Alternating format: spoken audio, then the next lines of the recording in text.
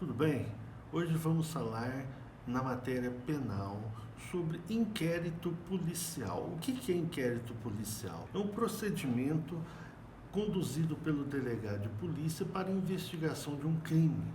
Sua função é reunir provas suficientes sobre prática do delito para possibilitar a propositura de uma ação penal que levará o acusado à condenação ou absolvição, ou seja, para determinar se ele é culpado ou inocente. Para que isso aconteça, é preciso que durante o inquérito sejam encontrados indícios de autoria e prova da materialidade do crime. O inquérito policial nada mais é do que um procedimento administrativo, composto de um conjunto de diligências voltado a encontrar elementos de prova realizado pela autoridade policial. Ele é um procedimento que visa encontrar a verdade dos fatos, como ocorreu, e também permite a coleta de provas essenciais, como as que poderiam vir a desaparecer, e procura evitar a comunicação do investigado com agentes externos, o que poderia prejudicar a apuração dos fatos. É um procedimento administrativo que foi regulamentado pelo Código de Processo Penal, em que, durante a investigação policial, o Estado não acusa ninguém, apenas realiza a apuração dos fatos e a colheita das provas que pode apontar para determinado indivíduo que posteriormente poderá ser acusado, dando início ao processo penal.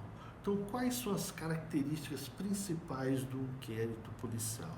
Primeiro, que ele é sempre escrito, ele é oficial, autoritário, inquisitivo, ou seja, é uma única autoridade que preside o ato, não há contraditório, e ele é sigiloso, mas em termos que o advogado ele tem acesso aos elementos de provas já colhidos e feitos pela autoridade policial. E o inquérito policial, temos que deixar claro que ele não é obrigatório, porque como ele é um procedimento para levantar elementos de prova do acusado, se você já tem essa prova realizada por algum meio, você não precisa do inquérito policial, você vai entrar direto com uma ação penal contra o acusado.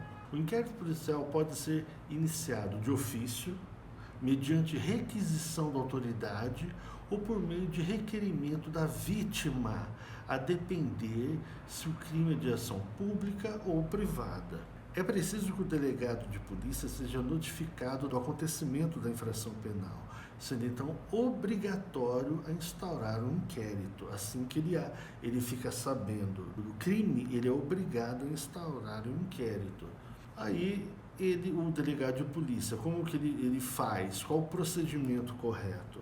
Ele deve ir no local dos fatos e começar o processo investigativo com a atuação da perícia, coletando objetos possivelmente relacionados ao fato criminoso, conversando com as vítimas, testemunhas, ouvindo suspeitos, simulando fatos e outros elementos para compor a sua convicção sobre determinada prova.